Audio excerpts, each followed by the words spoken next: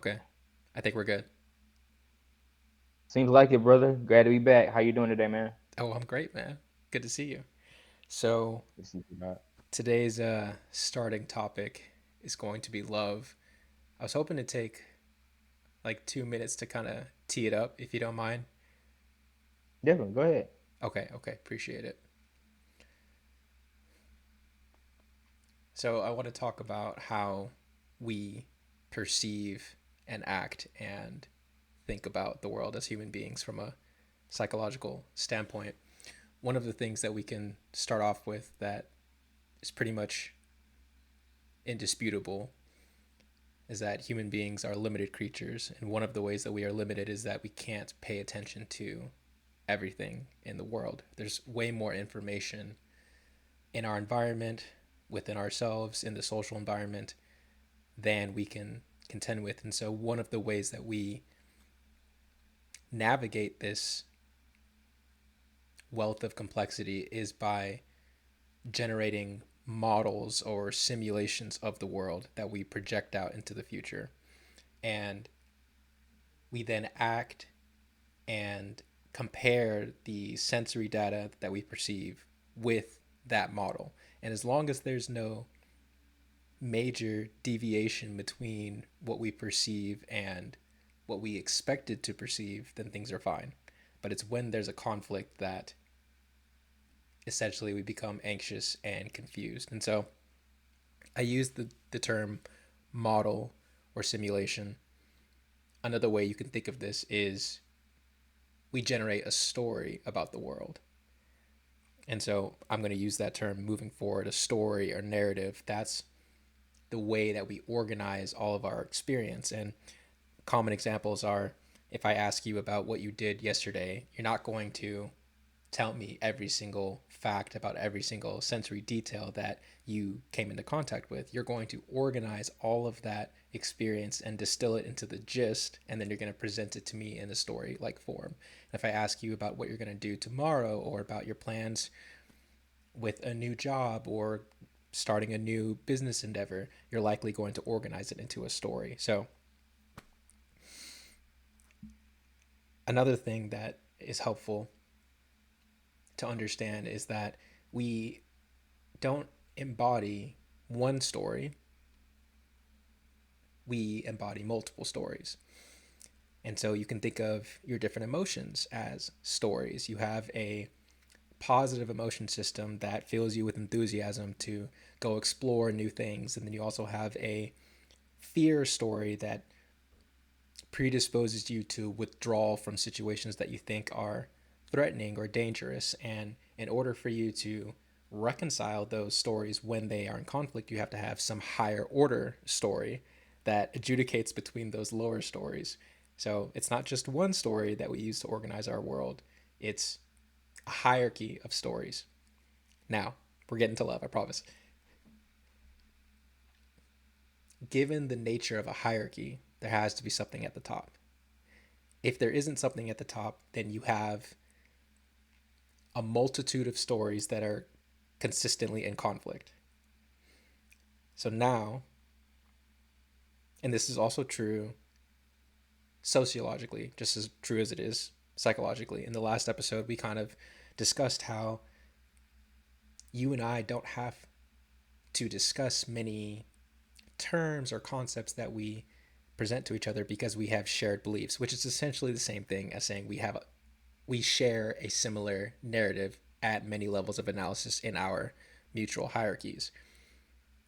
The same thing can occur in a marriage where if the husband or wife have two different stories or are possessed by two different stories, that's one way to think of it, they will see the world differently. They organize their attention and their experience differently, and so that creates conflict. Okay, all of that to set up the question, what should be the highest order narrative that organizes us and unites us socially and psychologically? And I think that that highest order narrative is love. So I want to give you some time to respond to that before me asking you to further characterize what you think love is. Okay, so is very much. So I agree with you fully with that. And so the way that I phrase it is, let's look at emotions as complex thoughts, right?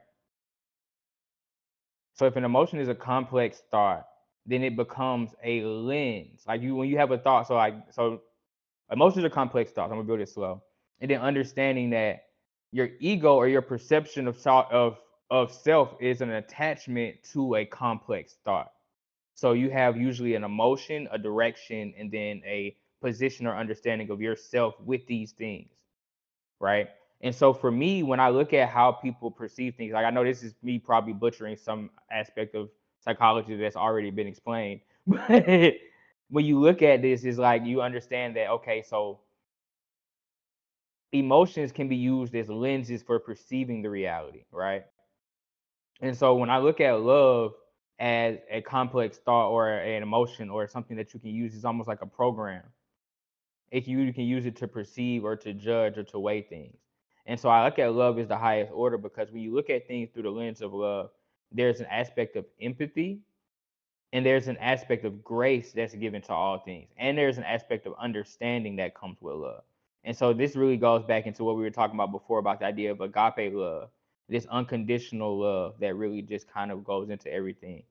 But I say that to say that the way that we perceive things in these complex emotions, love is our best way of figuring out, I guess, what makes sense for lack of a better way of saying it.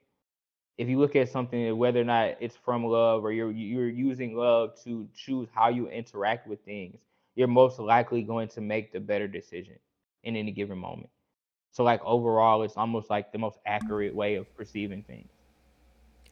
And we've said this before, but just like how the hero's journey is humanity's best attempt to provide a map of how to navigate this reality, love, I think, is humanity's best attempt to posit what should be at the top of the narrative hierarchy. The hero's journey and love don't necessarily bring perfection. You know, that's not what we're saying. Uh, I would assume that you and I agree about how humans are innately, inherently limited. So perfection is not part of the question. You know, we're not claiming that, well, if you just allow love to guide you, then everything will work out perfectly. I'm trying to No. make the claim, and tell me if you disagree. Disagree. I'm trying to make the claim that love is what's at the top of a hierarchy of narratives, again, psychologically and across social relationships, when those things are functioning to the best of their ability. And yeah, basically that's what I was gonna say is that like when you think about the hero's journey, you think about love, they're like tools. If we wanted to pick up some of the best tools in the toolbox, these are two of the best tools. But you know something that's about a good tool? If you don't know how to use it, you're likely gonna mess something up just as much as if you had a bad tool. So understanding these tools and how they're positioned in your logic and in your reality and how to use them in a beneficial way, I believe is the next part. Like identifying them is one thing, and part of what I could believe to be like the journey for an individual is like, but the initiate just understand, like I said earlier, the initiate understands truth. It's seen the truth. An adept knows what to do with truth. It studied it long enough in the different ways that it occurs in life and used it in enough situations to understand how and why it's valuable. And then a master is somebody that can exemplify that through something that it creates. You know what I'm saying? And so that's kind of those levels of it. And so it's really just understanding that there's a range of how mm, inept someone is at using these tools. I think that's the right word. I probably used the wrong word, but still. Yeah, and okay, so maybe it could be helpful to go ahead and start defining and characterizing what we mean by love. For me, it's difficult to do it outright because, and again, in a previous episode, I think you mentioned that love in its best form is a good way to conceptualize God, Yeah. right? And so if you believe that God is ineffable, then human definitions and concepts can't fully exhaust what is meant by those terms. But it still is helpful to try to get some grasp of them. So for me, it's easier to think about love first in terms of what it's not. And so I would say that love is not reducible to compassion slash empathy. It's not reducible to protection or disciplining. Think about the father who loves their children in a way where they are too protective and too controlling. And they might say, well, I'm doing this because I love you. And so that's one way to think of it. And I also wouldn't say that love is a non judgmental attitude. These are just some things that I'm gleaning from our culture and from my experience that many people think, in my opinion, that love is the same thing as compassion. Compassion here, I'm using it in terms of think of the mother that never wants to harm her child's self esteem. And so will never tell the child when they're doing something wrong. The child the child is a perpetual victim and nothing wrong ever happens to them because of their own agency. And so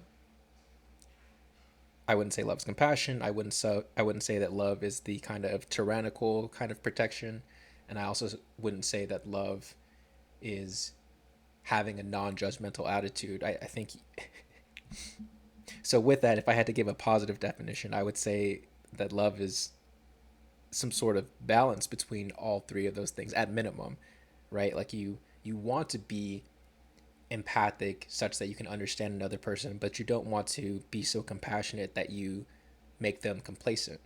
You don't want to be such a tyrant that you're stifling their creativity and innovation because everything has to be so strict, but you also do want to protect these individuals, whoever you're loving, whether it's a spouse or it's a parent to a child. You do want to put boundaries in place for their protection, but these boundaries also have to have some sort of flexibility. And then finally, I would say that to love properly requires a lot of judgment and a lot of discernment as you're trying to, let's say, raise a family or trying to help bring out the best in someone that you care for. You are constantly adjudicating and categorizing these behaviors as immoral and inappropriate, and then you're categorizing these other ones as good and you're praising them. So that's how I think of love for now. Okay. I want to speak on what I believe is maybe 3 points I can really kind of build off of that I agree with in a way that kind of transitions into how I'm gonna posit this is first of all, you spoke on how God is considered love and God is love. And God is considered ineffable or unknowable, correct? And so what's powerful about that is understanding that the concept that we're trying to explain is something that we'll never get a direct look at. That's point one. So point two is what you were saying earlier about the different, what we would call the facets or parts of love: compassion, understanding, empathy.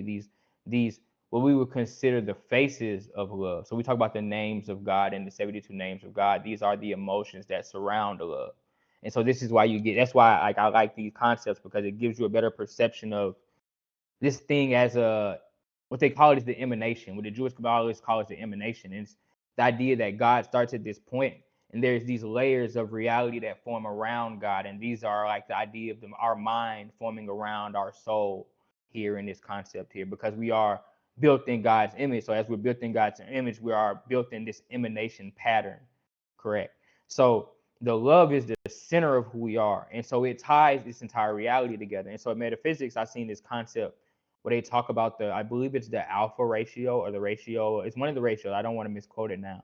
But there is a frequency that ties the entire reality together. Like there is a frequency that they consider God's frequency. And this God's frequency is the frequency that everything on the planet needs to be vibrating at in order for us to physically form. So this is the environment that creates the churning. This is what we call God's love in the world. God's hand on us is what holds the reality of the frequency that allows us to exist. This is the concept of love that I'm talking about here. And so when we get into that, we're talking about something that's a lot more. I believe the confusion here is that we tie this ineffable concept, and it's really just when we're really just talking about compassion or intimacy, or you see what I'm saying? Like, I don't believe that our understanding of love, I don't believe you get to choose whether or not you love something or not. Your existence in the space with something else proves that your love for them exists, because in order for you to exist here, you have to have accepted love cellularly. You see what I'm saying? Like, love is a predeposition to your existence. It's not something you have to choose or not choose or be in or not be in. You're either in balance with what you truly are, which is love, or you're out of balance with what you truly are. And that's my perception of this here. And so this is the whole inner out of balance thing anyway. Is that you doing things that are outside of love is going to disrupt your internal rhythm and therefore make you feel bad or get sick or be out of balance. And so this whole thing about understanding love is more about, it's more about realizing where you actually are and what you actually are and how you're actually positioned and compromised and composed, so that you don't step outside of what's the natural rhythm for yourself.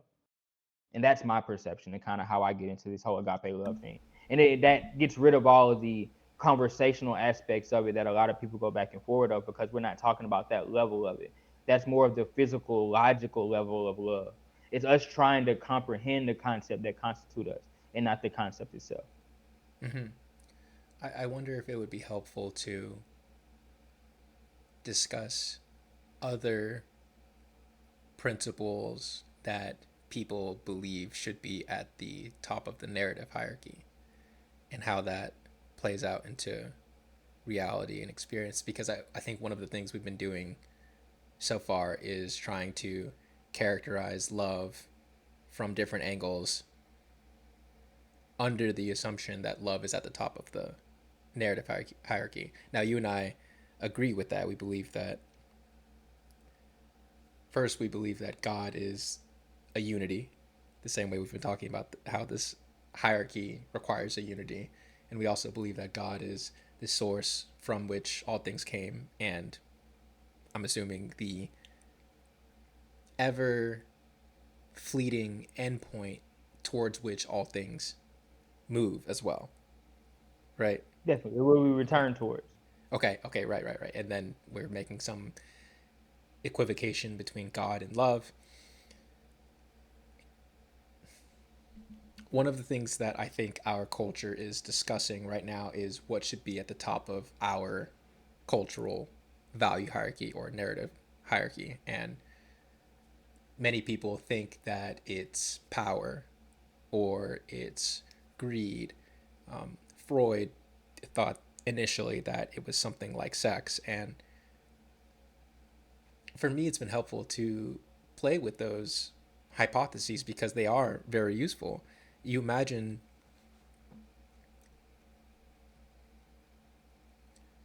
I think that many people can look back on their experience with themselves or with other people and identify individuals who are possessed by these different primary motivations, other than love. And Yeah, it's dynamic because, like I just alluded to, the individual can put different things at the top depending on you what they're can going choose through in what's at life. the head of your mind. Right, right. Um, so with power or material wealth is another thing that I think people often place at the top. And how do I say this? Sometimes those things are helpful, but I think that what we're trying to get at is what is the most useful tool? What's the most useful story? And so there are times where you do need to aim for power. And here I'll define power as, say, the ability to coerce other people to do your bidding. And I'm not so I'm using power in a particularly negative sense, right? Like not necessarily just influence, because you can be influential for all kinds of other reasons, but you can imagine that there are times where you need to gain power, and you can imagine that of course there's a time and a place for sex, and there's a time and a place to focus on getting money, right? But when those things are at the top of the hierarchy, those social games that they create don't seem to be playable for the longest time period, or they don't seem to, they seem to bring about more unnecessary suffering compared to love. I'll just say that. And I have some examples, Yeah, but I'm and going to so pause there. I like what you said there because part of when we get into like the idea of how do I think, in order for me to understand these concepts, you have to believe them and live with them for a certain while. This is the idea of being an adept. Like what I was talking about earlier is that as you learn these different concepts and these different perceptions of reality, whether you talk about living through the idea of putting power at the head or money as your lead or whatever your director is, you try it and you see where it gets you, and you realize that at some point in time it doesn't work because what you run into somebody that's tougher than you run into somebody that has more money than you run out with somebody that's better with money than you start realizing that you aren't engineered to be the best at this. What's one thing that we can all be the best at? Love. Why? Okay, so let's answer how love trumps power. Because love allows you to accept a person the way that they are and move how you need to move in order to get the best result out of them. Some people would consider that in manipulation, but if it comes from a place of empathy and understanding, then it's considered care. See what I'm saying? And so it's like really positioning. It's really about, this is where it becomes a simple psychological exercise. Like how does discernment work for you? Like how do you discern what a good and a bad decision was? How do you discern what is your ability to navigate a situation in a way that's beneficial to the whole? You know what I'm saying? If you're working from, as you begin to adopt these different, like in IFA they call it having like a different head orisha. It's like having a different mindset. You know what I'm saying? Your value hierarchy can be readjusted continuously until you find something that works for you in the environment. In actuality, this is what I mean by quantum thinking: is that this hierarchy should be something that shifts based off of the environment, and your ability to detect and discern the environment at speed and adjust your mindset at pace is the skill set that we're talking about. This is survival 101. The humans that live the longest are good at this. The humans that live the shortest are bad at this. This is, what do we call it? Natural selection. That's what that is to me. Understanding that some people just are able to move and adjust based off of the way the world works and the way the world moves. And if the poles shift and we have to do things different, the ones that can pick up the game the fastest are just the ones that are going to survive. With me and the players collective, that's the whole struggle. That's the whole situation. How good are we with information? How fast can we pick up on it as things change? And are we ahead of the game? Or are we behind? Are we playing with the best, the newest meta, the newest tools? Do we have what's front? Are we in the 80%? What percentage are we in? I have an example that hopefully dovetails with what you just said. So this comes from a developmental psychologist named Jean Piaget, or at least the spirit of it comes from Piaget. So imagine a group of teenagers playing pickup basketball, right? They go to the park, they're playing basketball. Let's say this is the first time that these group of kids have played basketball with each other, although they all know their individual skills, but they came from different locations. And so their understanding of what basketball is somewhat nuanced and different. Are we doing ones and twos? Like, what is a foul? Do you call your own fouls? Double dribble? Like, do you carry? What's going on here, right? And then let's also imagine that the court they're playing on doesn't have, the environment isn't set up to clearly tell you what the rules are. There's no out of bounds, for example. There's no 3 point Mm. line, right? Okay. What first has to happen for the individuals to play the game is they all have to discuss what the rules are going to be.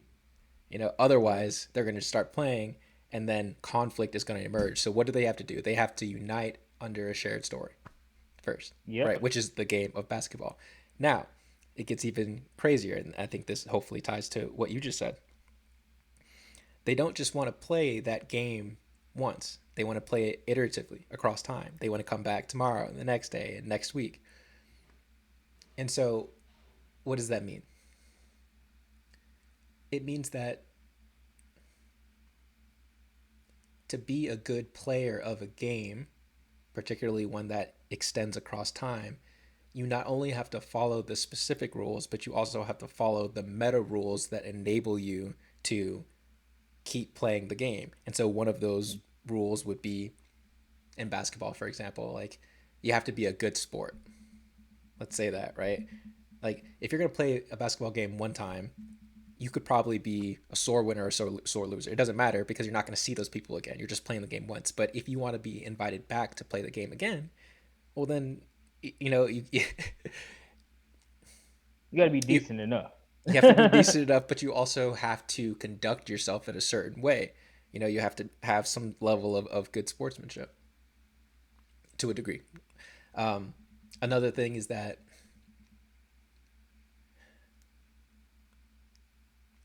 okay, let me go in this other direction. Now, imagine that these guys have their groove, they have their routines for playing the game. And so after that first discussion, they really don't have to have any more discussions about the rules of the game. Now, let's say they meet another team who they also have established their own way. Now you have these two cultures with these two different stories. There's two, well, yeah, two cultures. That's the analogy I'm trying to draw. But you have these two teams. How are they going to play together? Again, they have to unite under a story. And the last thing that I'll say is that there's multiple levels of dynamic phenomena that occur there, right? Like first these players have to come together to unite under a story, and then they have to unite continuously under a story across time if they want to keep playing that game. Then as they meet new players, new teams, or they go to a different court or what have you, or they see something from the NBA and they're trying these different moves, or you know they're trying to adapt and change the game, that's another level of change that has to occur. And I think that there's one principle or one story that tells you whether or not the changes are good or bad as they occur, and that story is love. Yes. Yeah, We can agree I there. think it's love. We Okay. can agree there. And so we talk about it being like the judging factor. Cause this is dog. This goes back to the Egyptian parable or metaphor. Where we talk about the weighing of the heart ceremony. Your heart should be lighter than a feather. The heart represents love, so it shouldn't be. You should be in balance with love. You know what I'm saying? You should be light. You should. That concept sticks out to me there because it's like it's pretty much telling us that. Because why is a feather light? A feather can fly. Feathers are used to carry wind. They understand they're in imbalance with the world in a way that allows them to move freely. You see what I'm saying? And so these metaphors are subtle, but they're there. You see what I'm saying? And I believe sometimes we overlook them because we only look at when you're analyzing a story. I think something that stuck out to me in English class, and it's always something that's on my mind and it helps me a lot when it comes to reading comprehension, is the mood and the tone of a text. Words say more than just the words that are on the paper, but the way that they're arranged and the intention of these words, and even the particular words, like you think about, there's a thesaurus full of variations of ways to say a thing. So there's a certain intention in the words of a story, and that mood and tone, along with the imagery that a story has associated with it, all begin to paint to you the layers of pictures that are there and the layer of information and text that's encoded there, and our ability to truly decipher that in not only the text and images that we see, but the way that people speak, the tone of voice they use, the body language they have when they speak. All of that curates a certain aspect of this vibration that we're trying to understand, that is love, and understanding what it looks like and what it doesn't look like on multiple levels within communication is the difficult part. Something in what you just said just reminded me about this other example. So some people might listen to this and not understand or agree with how everything you do, all of your perceptions and actions are tied to a higher order unifying principle or multiple principles, but let's just stick with the higher order principle right now. So right now, you and I are having a conversation. Why are we having a conversation? Well, we want to educate people. Why do we want to educate people? Because we think that that's the right thing to do. Why do we think that that's the right thing to do? And I'm skipping a whole bunch of steps, right? You can break this down infinitely, but we think that's the right thing to do because that's in part how we were raised, and that's part of the culture that we were brought up in. And I'm sure there's also some instinctual proclivities going on there. But as you keep asking yourself why you're doing something, eventually, first you run out of answers, but you notice that you are always embodying a hierarchy of intentions, a hierarchy Hmm. of causes, a hierarchy of whys, and I like to think of it as a hierarchy of stories. A better example, hopefully, that illustrates it. I used to just think about how when I was training for marathons, every day I had to wake up, I had to put my shoes on, I had to tie my laces. Okay, so why am I tying my laces? To put my shoes on. Why am I putting my shoes on? To go out the door. Why am I going out the door? To run. Why am I running? To be healthy. So on and so forth. And ultimately, around the top of the value hierarchy, it was something like, well, I want to be healthy so that way I can be a good role model for my future kids and for my wife. Why do I want to be a good role model? I think that's the best thing to do. And then at some point, as we're talking about now, I think you end up in love. Now, is there something beyond that? Maybe, I don't know, but it's useful enough to understand how there is something that's guiding you, whether you know it or not, whether you're thinking about it or not. And I think a more complex way of looking at that is realizing that even the things that you would try to associate that aren't love come started off as love and were tarnished in some form or fashion by experience. So your intention is always, if you look at a kid and you ask them what they want to do, they want to do what they love, what they enjoy, what they find interesting. You see what I'm saying? That's the root directive here. And so the only way that thing changes is if you end up realizing that you can't have or believe that you can't have that thing for one reason or another. And that thing then becomes the thing that is at the top of your hierarchy because it's the thing that you've now placed above or between what you actually wanted. It's now an obstacle for you, but it's still out of love because that obstacle was only placed there because you wanted something that you love. Hmm. So now, would it be useful to conceptualize a distinction between desire and love?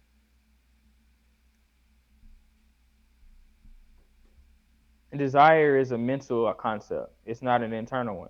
And so the idea here is that all emotions, like love, is just the emotion, the love, the word that we've given this eternal thing. You see what I'm saying? Love, God. These are the ways that we've tried to explain this innate concept here.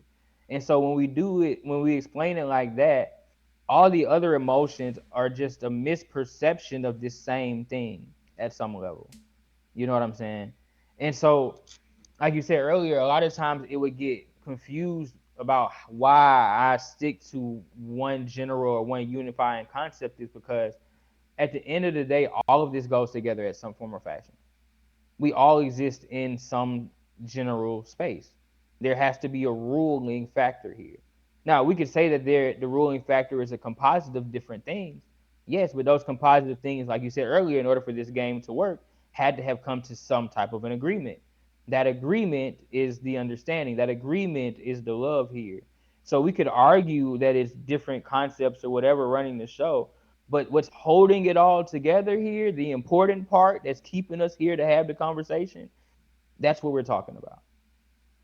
Right. So, to the degree that individuals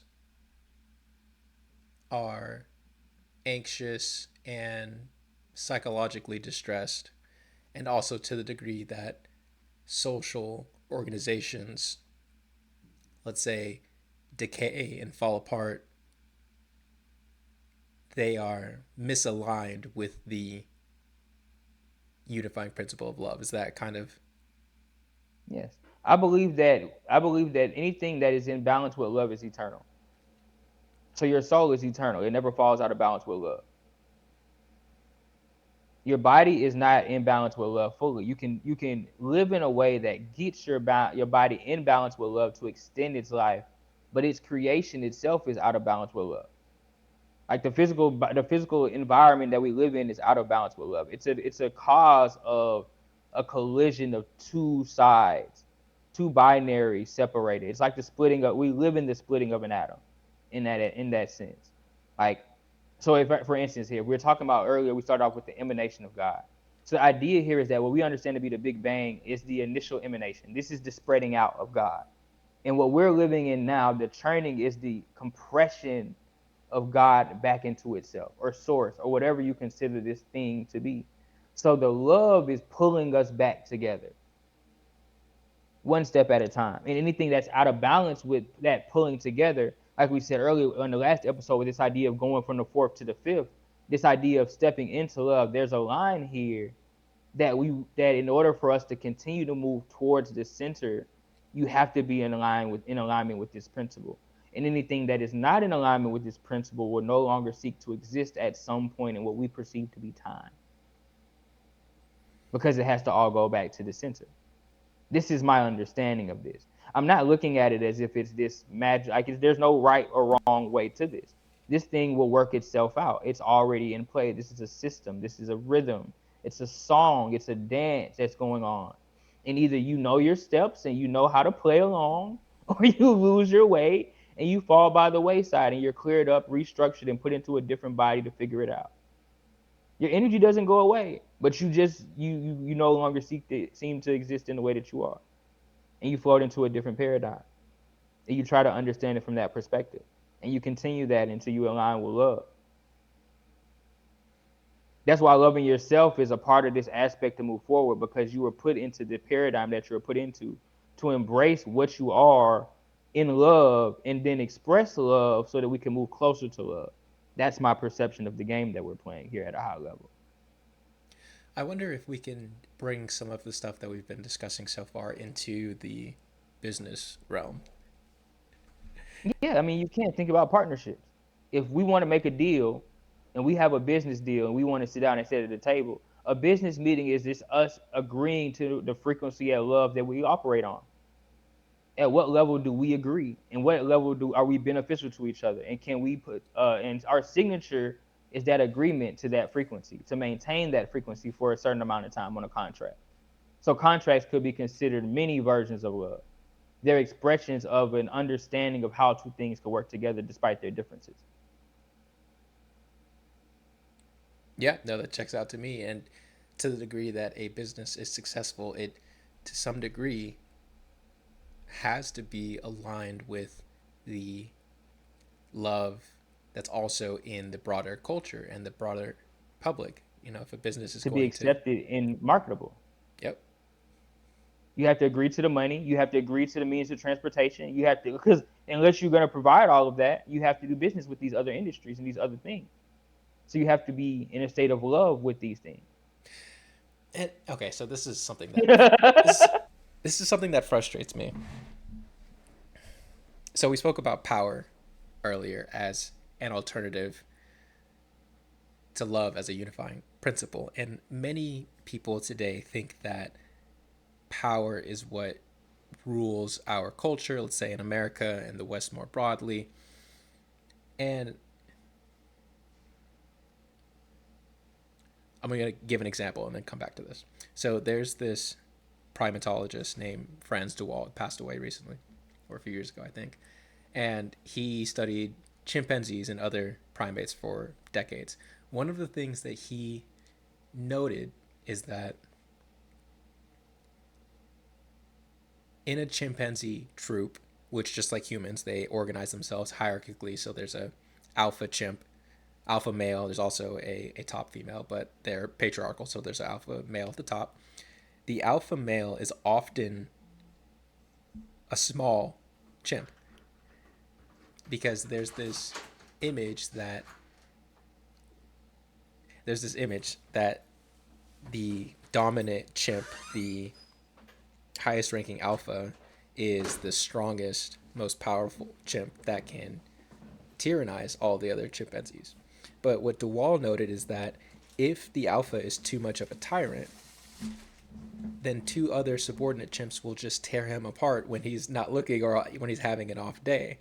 And so what DeWall said is that the longest lasting and most stable chimp hierarchies are with alphas, like I said, who are often small, but who spend the most time reciprocating with his peers, grooming and playing with the babies of the females, and essentially is the most altruistic and competent leader.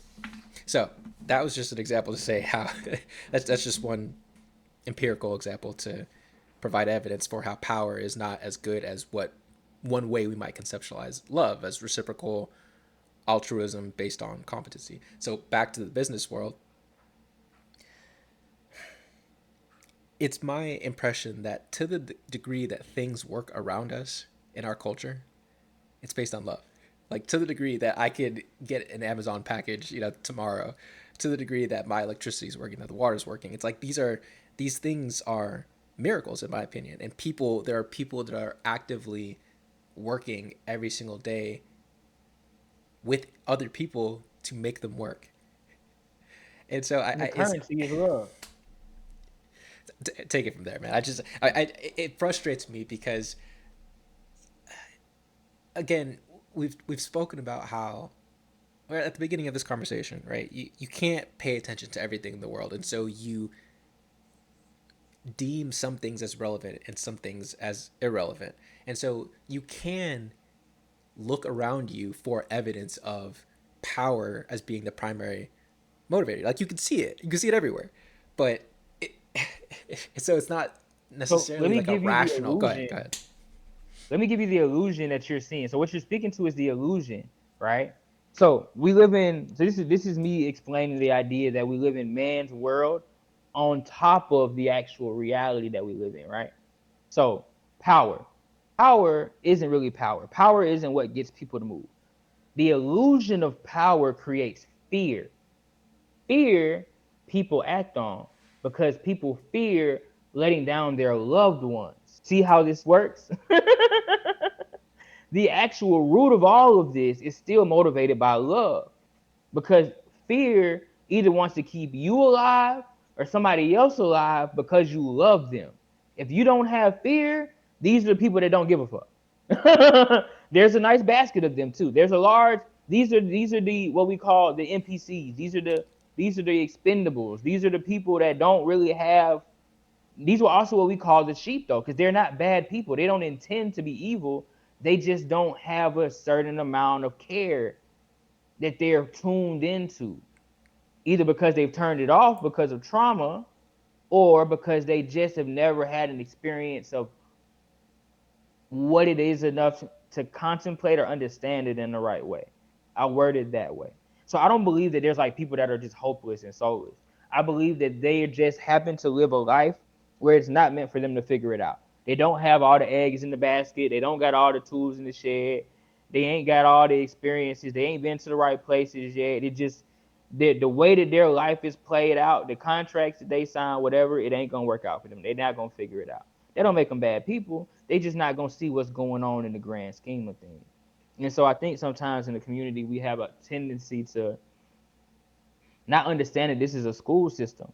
Like I said, if this is in love, there are gonna be people that are still figuring it out. Everybody hasn't seen love yet. You know what I'm saying? It's a hidden thing. It's an underbelly. If you're not paying, if you've never seen it and all you see is what man is doing, you'll see power, you'll see money hunger, you'll see greed, you'll see the seven sins. Honestly, if you look at man's world, you see the seven sins. So you know that's not God's world. I mean, and it's so weird because I understand how it seems to become a religious conversation when I make a statement like that, but I don't really intend it that way. And I guess that's what is the odd thing is that I'm looking at this almost scientifically and it's like argue it. What else is it? Looking at the numbers, looking at the information, what are we talking about? Now, granted, we could argue how that entity or being or concept exists and is or what, But that's just semantics. It's a waste of time. Does it exist? Yes. Is it ordered? Yes. Can we argue that if you stay out of order with it, will you die? Most likely. Could you argue that you may live a long time? Yes. Because there's a system that supports beings that live outside of this balance. But like there's a thing. There are people that benefit. The people that we know that are the nastiest, cheaters, liars, stealers, they do the best in the system. We know that because they're willing to cut the corners where it matters and they're willing to be unempathetic where it matters. That's not natural though. And we see like in the long run, usually they have to do something health wise or have the money to come up with all this extra medicine, body work, whatever they do. We see the results of it. People that are in alignment with nature, they go work out, they run, they eat good, they don't need all the extra shit. Like, what are we talking about? We don't have to argue this. Like, it's if your mindset creates a certain aspect in your body, even if we talk about cancer, cancer is latent cells. If you give up on yourself mentally and physically and emotionally, what ends up happening in your body, your cells will begin to do the same. If you're eating in a way that signals your body that you've given up on yourself, it's gonna stop giving a fuck. Why am I gonna keep trying to process trash? He keeps giving me trash. This is the system at play, and we deny it because we just don't want to admit that it could be so simple. One of the things you just reminded me of is the placebo effect, and You know what I'm saying? the placebo effect can also just be conceptualized as the power of anticipation. And you use the word mindset. There's a great book called Mindset by Carol Dweck that talks about this, and she's a psychologist, and one of her colleagues, she's either a neuroscientist or also a psychologist, Ali Crum.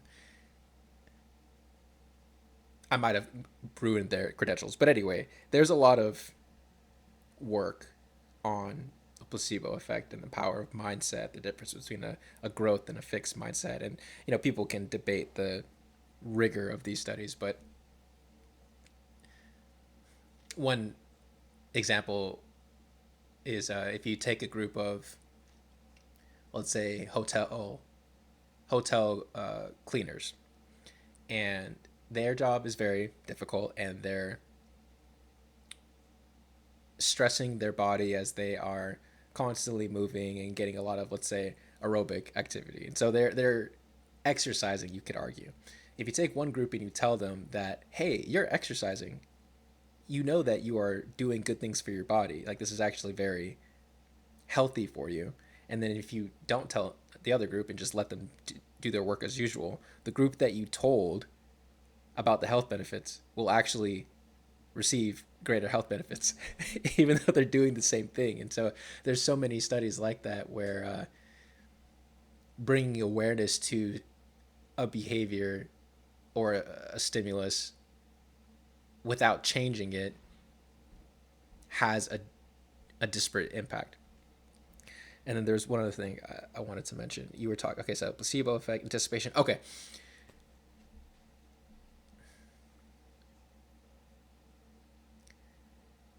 You can think of the future as a horizon of potential. I might have said this in the last conversation, but one of the things that we do, like I mentioned earlier, is we project out narratives onto the future, and we anticipate certain narratives coming true, certain versions of the world coming true. And so when we're talking about the different primary motivations behind which narrative you project into the future, in some sense, it's a leap of faith, right? In some sense, there's evidence that people are only going to try to exploit you in the future, and that's the story that you should have in mind. There's plenty of evidence that people are only going to,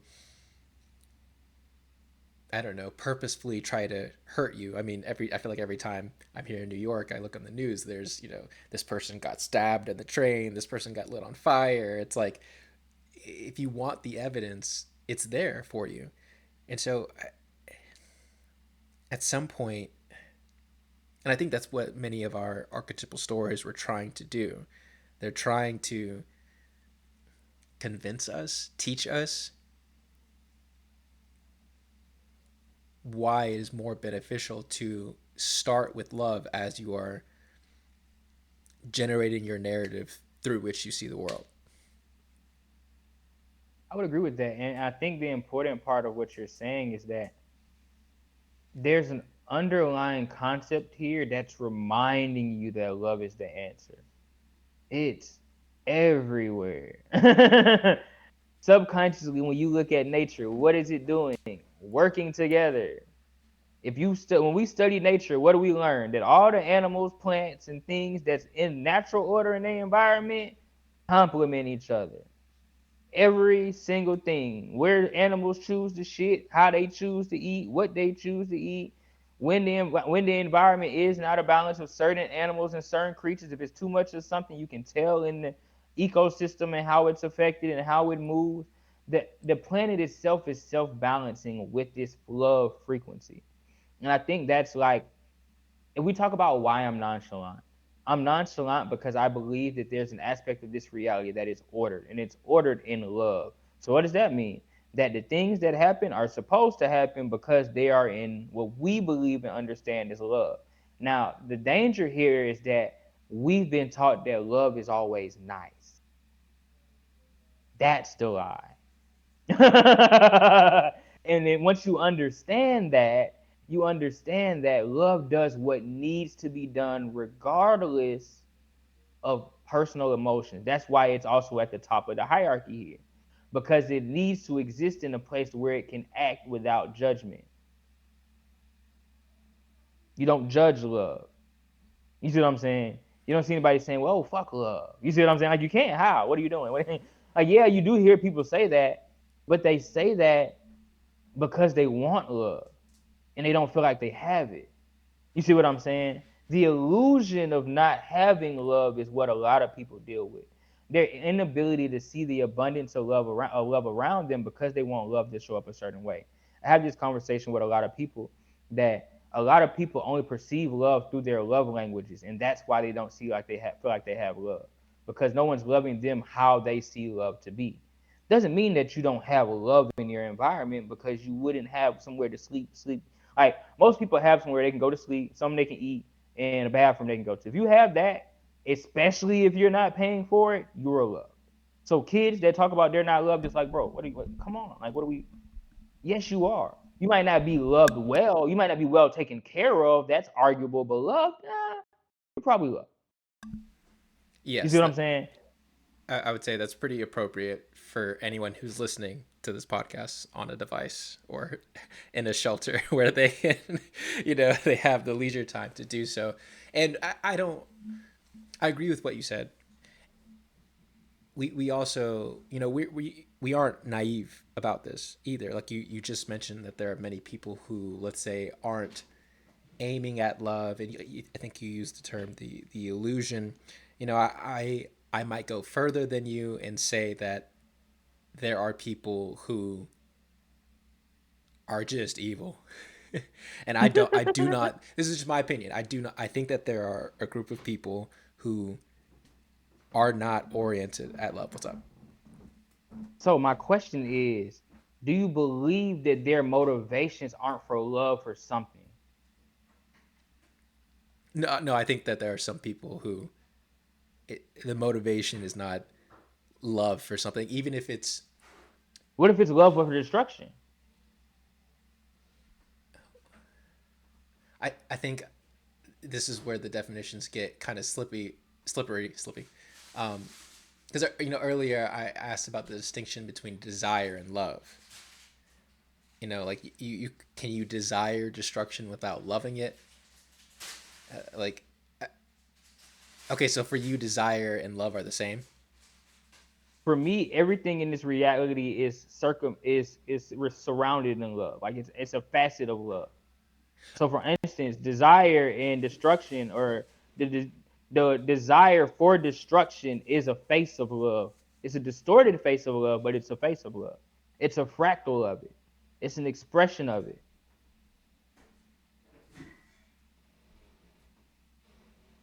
So where does free will fall into this then in your The decision to paradigm? be able to be able to destroy, even though it's not.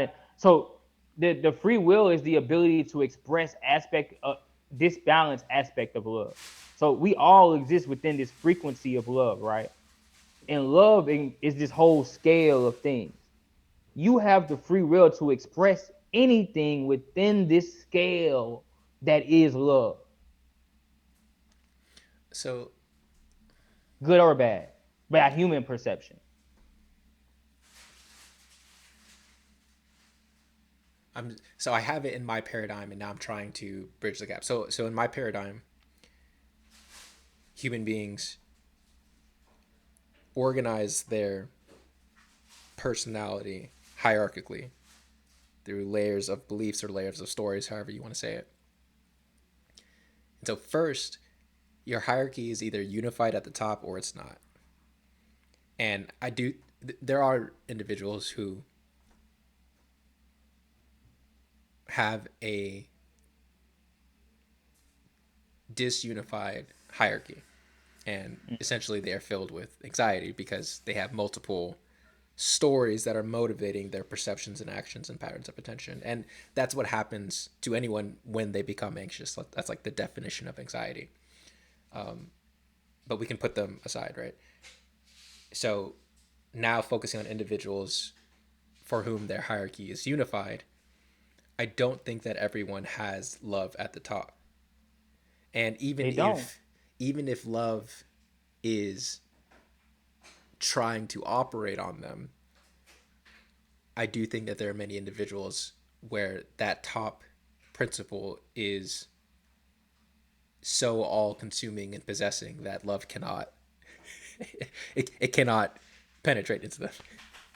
So basically, what you're saying though is you're talking about the personal thing, right? So what I'm saying is love is the field that unites the entire environment that we're in. Your free will is the ability to choose what your personal head is. So you can choose a part of love. So love has a part of it that is destructive because it has to rebuild things and break things down. The world cells have to break down and be reconfigured. So love is destructive by nature. You see what I'm saying? And so it has that capacity. And within that capacity, you can choose to embody that capacity of love that exists within this field of reality. And with that, you can expound upon that, or you can choose to be an actor of love. So look at Beerus, for an example, from Dragon Ball Z. Beerus's role is a god of destruction. There are beings or entities at play here whose only job is to eradicate things. This is a true reality of what we live in. So these people could be considered evil, or are they just what some people in Hindu culture may consider children of Shiva? You see what I'm saying? Have you seen Or daughters of Kali, the destroyer. You see what I'm saying? These are gods and goddesses that embody these principles. And people worship these beings and enact their will on the reality. This is part of this human subconscious mind. It's how we work. These stories play out through us. The same way they play out through a lion killing a gazelle. You see what I'm saying? It's part of the reality. Chaos is part of the reality that we live in. yes, I think that where it goes wrong is where you want chaos for the sake of chaos rather than chaos for the sake of love. So one example would be Cain from the story of Cain and Abel. Mm-hmm. One of the things that God tells Cain is that if you sacrifice properly, then you would receive a blessing. But sin crouches at your door like a predator, and you could or you could not invite it in. And so, It's a choice. right. And I think that I think Cain chose to be possessed by something other than love. I don't think it was love that led him to kill his brother. I think it was It resentment. wasn't love, but it was within the. It was allowed by love, is what I'm saying.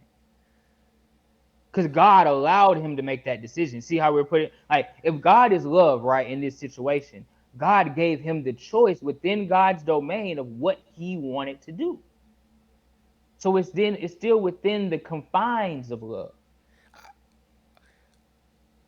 I think I need to think about that a little bit more because That's that the part point, that's hard for people to accept.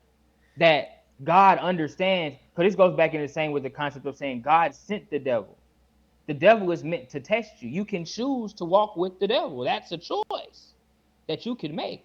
But eventually, if we're talking about this emanation returning, everybody's going to come back to the same side eventually. No matter which side you choose at this stage of the game, eventually the goal of the game is for us all to come back together.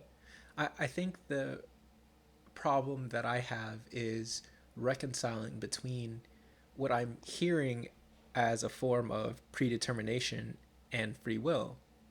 So you mentioned earlier how you're kind of nonchalant about a lot of things because you have this belief that there is a return to balance that will inevitably come. And I can definitely sympathize with that. I think so. I guess if I could formulate it in a question, how do you reconcile actively working to make things better while also believing that no matter what you do, things will get better? Because why not help? But I feel like that presupposes the the So the let necessity me of put it this help. way. I believe that it's our job to choose whether we are on the side of unity or against the side of unity. So either we're service to self or service to others. Those are the only two decisions we have as a person. So if I understand that inevitably we're gonna have to unify, that the actual falsity here is separation, why would I waste time pushing back on the inevitable? I'm just enjoying the ride on in because I've realized what's going. Not only do I believe in doing the right thing, that was the first principle. I believed in doing the right thing so much that I now have convinced myself that the right thing is inevitable. You could consider that a psychosis at some level, but that is what I believe and that's what I choose to believe. And because I am able to ground into that truthfully, I don't question anything else. You see what I'm saying? And so for me, this is why I believe in things that are grounded in love, things that are based in love. They don't question the reality because I've put myself in a mindset that allows me to really just be like, bro, I see it for what it is. And I'm allowed to see it for what it is. And not only do I see it for what it is, but I'm not angry about it. I love it. I'm impressed. I'm intellectually curious about how it operates. And I have at least 40 to 50 years to figure out as much of it as I can before I die.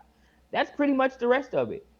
Keeping me somewhere to live, keep my old lady happy, and whatever we have and whatever we bring us into this world situated. And the rest of my time is just studying the show and seeing what's gonna happen and figuring out if I'm right or wrong. That's part of the game. You put in your gamble, you throw it up, and you see what happens, and you live with that until something convinces you otherwise. If I ever run into an experience that proves to me without a shadow of a doubt that it's something different, I live with that.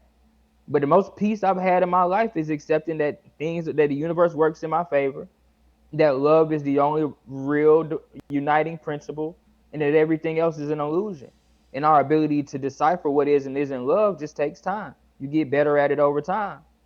So my only thing I can do to prove that what I believe makes sense is to live at that idea until it's not true. And there aren't a lot of people and arguments that people can have with me because I'm accepting and open to look at what everybody's talking about. You can't tell me this or that about what you believe or what I believe because I already know. I have an understanding of what it should and shouldn't be enough to not be confused by the bullshit.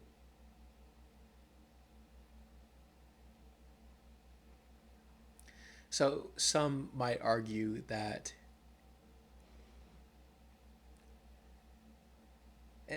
there's this school of philosophy called postmodernism. I may have brought it up before, that has gripped our culture. And so some people might say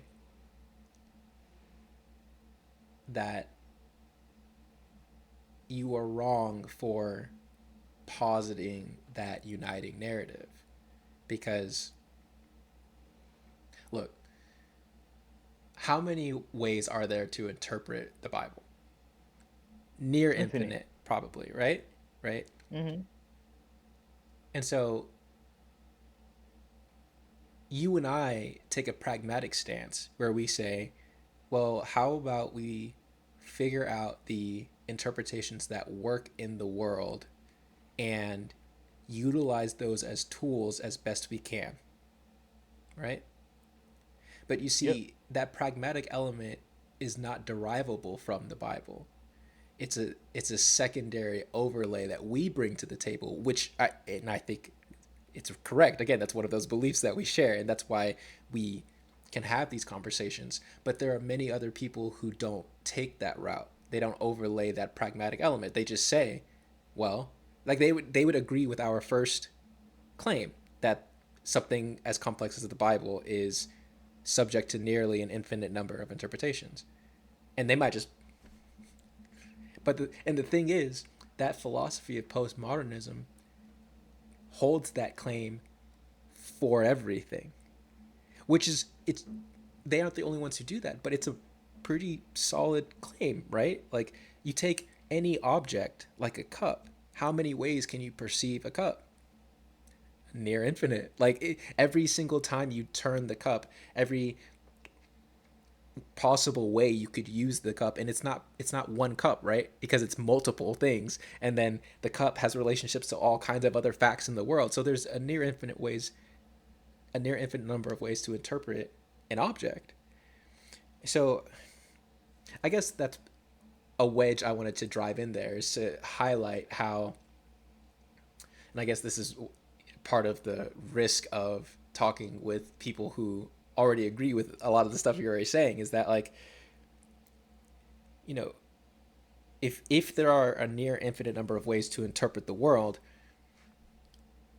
what's the canonical or the best way? And the best way depends on your definition of best. And I think, going back to my earlier point, there are some people who don't define best in terms of love, in terms of harmony, in terms of balance. I think there are some people who would define best in terms of the erasure of the human species because humans are a cancer on the planet.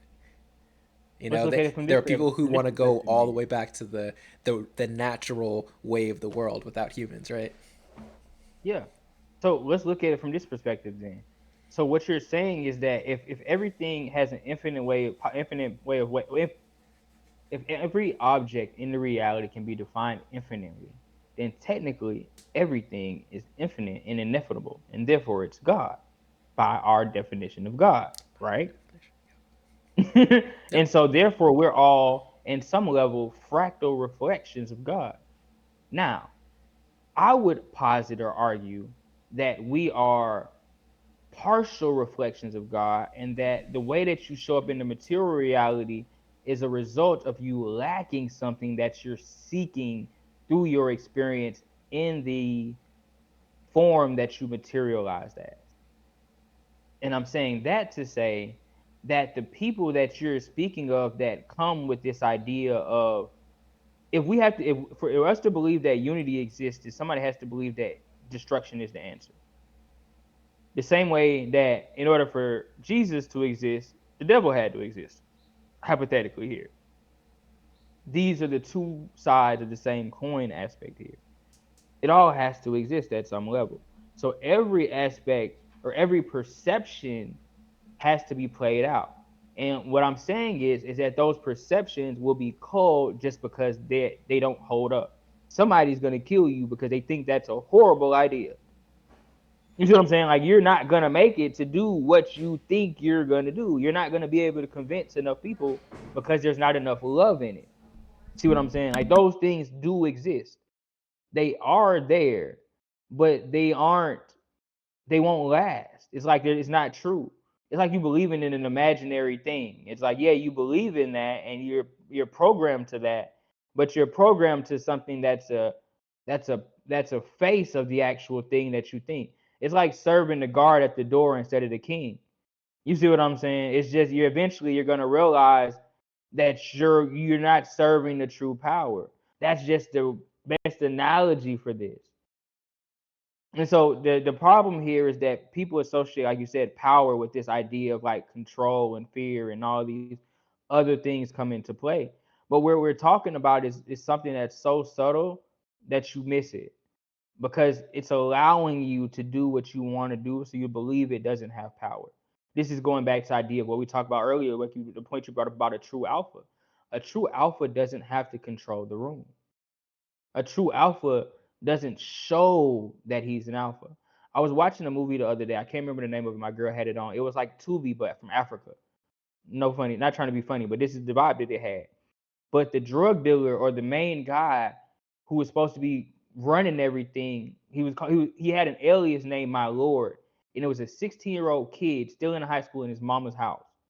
But he had managed to create a network for himself where he was the respected man in the territory.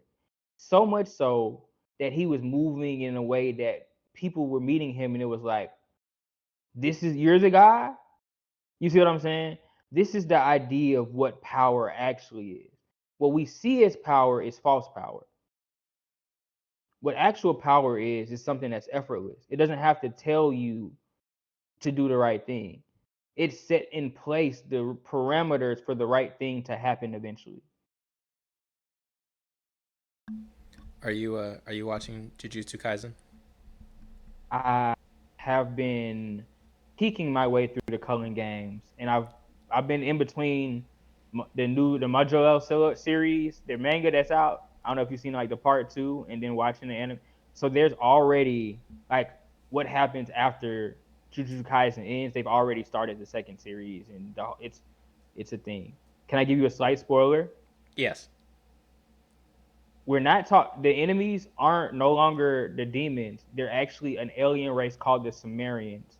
Just start there, and my unpacking nerd brain had a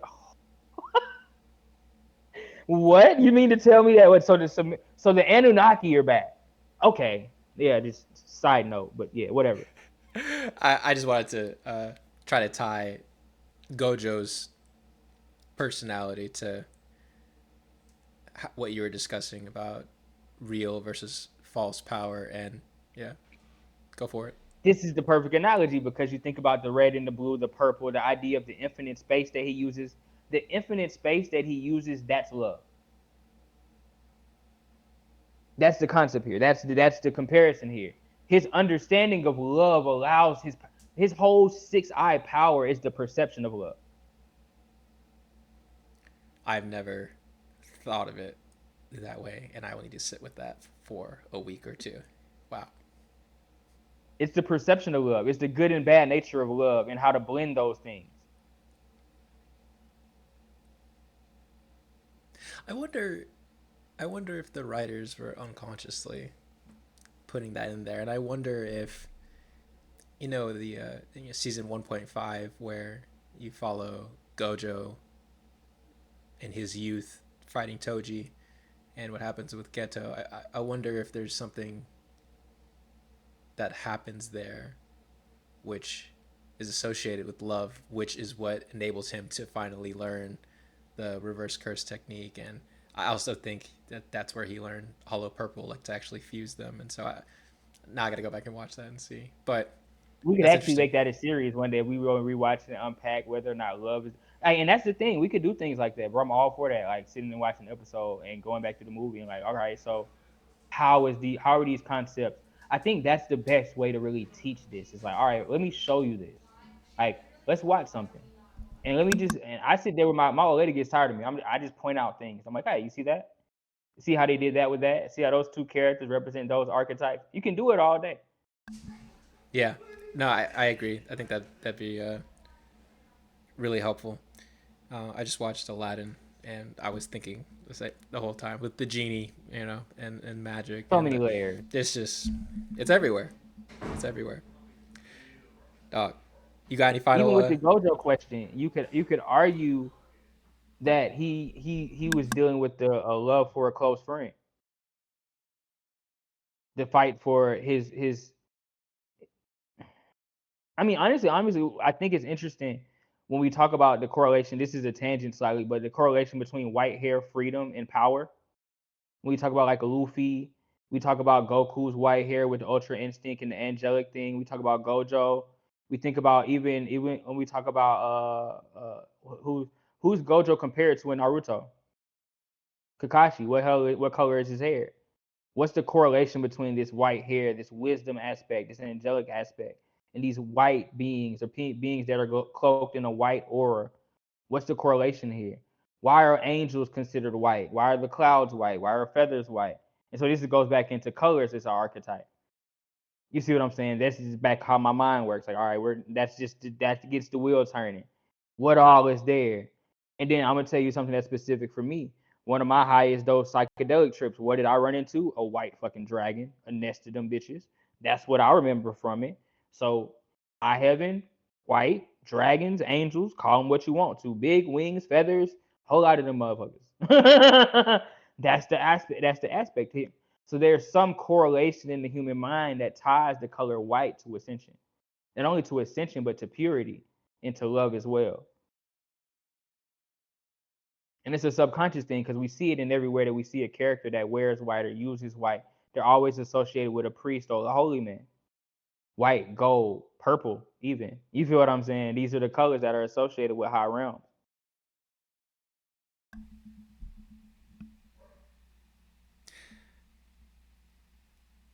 You said a lot.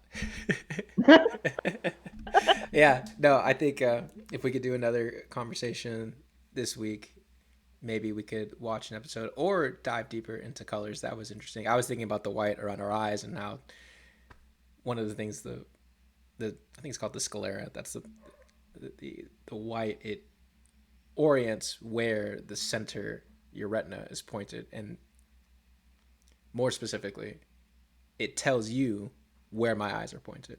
And so for you, the white of my eyes is an orienting mechanism so that way you know what I'm trying to perceive or what I'm paying attention to or what I value.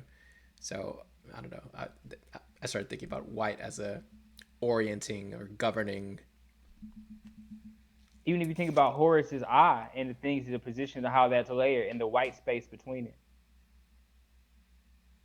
There's a lot of ways to get into this. Like, and I think that's my thing, is that I sit around with ideas like that often, and I contemplate a lot about how we can comparatively analyze the reality that we live in. Why are these things? Why do I no longer look at things as if it's somebody else is doing. We're unitingly, we at a united front, we're working on the reality, and we're expressing the same idea the best way we know how. So when we choose a color, when we choose a word, when we choose a tone of voice, we're expressing something that already exists within the collective consciousness. And our ability to learn to decode what these things are and slowly bring them back to center in a way that makes them more palatable for how we move around throughout the reality, I believe is important. All right. Perfect place to end it. Dog. Yeah, Appreciate you, man. definitely, bro. Just holler at me. We'll pick another day maybe this week and sit down and talk, and just let me know, dog. Sounds good, man. You have a good one. You too, man.